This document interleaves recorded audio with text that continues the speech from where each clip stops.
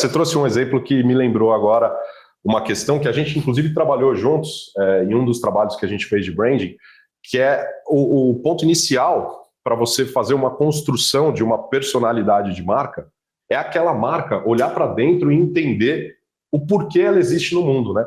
Existe até um conceito de um autor britânico que se chama Simon Sinek. Quem quiser, inclusive, manda aí no chat, né? Depois o pessoal da nossa equipe pode pegar as requisições, a gente manda o vídeo, manda os estudos dele, que ele tem um conceito que se chama Golden Circle, né? Que você começa a entender o que você faz a partir do porquê e não do o quê. Ele diz o seguinte: muitas empresas, muitas marcas, muitas empresas sabem o que elas fazem. Algumas empresas sabem como elas fazem. Não são todas, mas algumas sabem como elas fazem o que elas fazem. E raríssimas empresas, e usualmente as que têm muito sucesso, sabem o porquê elas fazem o que elas fazem, né? E esse é um conceito muito forte, ele é abstrato, né? Quem é do mundo da engenharia, né, sabe, muitas vezes pode ter uma certa dificuldade de entender esse tipo de vivência, né? Mas ele é extremamente forte para construir, a partir dali, toda uma personalidade de marca. E aí, quando você falou de personalidade, eu lembrei também de um outro estudo que é muito interessante para o pessoal que está assistindo a gente, quem empreende, quem tem algum negócio, que é um estudo de duas pesquisadoras de Harvard, que é a Margaret Mark e a Carol Person. A gente até conversou sobre isso, você também é um fã delas, né? Elas lançaram um livro em 2012 que se chama O Herói e o Fora da Lei, onde elas entenderam que as marcas como a Apple, como a Nike, marcas que conseguiram construir ao longo dos anos uma conexão emocional com o seu público, né? Que conseguiram transmitir por meio de seus produtos como eu falei, né? Uma personalidade, foram marcas que, mesmo que intuitivamente, elas se basearam em arquétipos de marca, né? Elas entenderam que o mundo ele é percebido por nós, humanos, né, por modelos, por paradigmas, por arquétipos que a gente constrói para entender todas as informações que a gente é bombardeado ao longo do dia. Isso já é estudado pela psicanálise, que não se referia à marca, mas já é estudado pela psicanálise desde o começo do século XX, pelo Jung e tal. Mas elas trouxeram isso para o mundo do marketing, né? E elas entenderam que, quando as marcas se constroem sobre um arquétipo consistente, ainda não consciente, mas talvez consistente, elas decolam, né? Então a Nike, por exemplo, é o arquétipo do herói, né? A Apple foi o arquétipo do fora da lei nos anos 80, quebrando todas as regras, pense diferente e tal.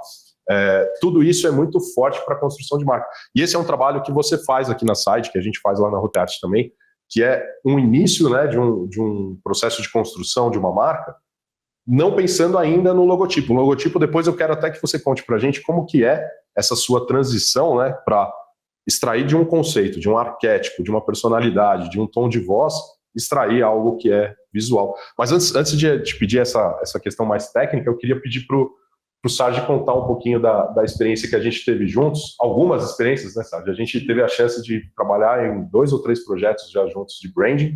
E como que foi para você, assim, perceber, como eu brinquei, né, você que é um cara que vem do mundo da engenharia, que é um mundo muito mais prático, perceber essas questões abstratas de construção com a Roteart?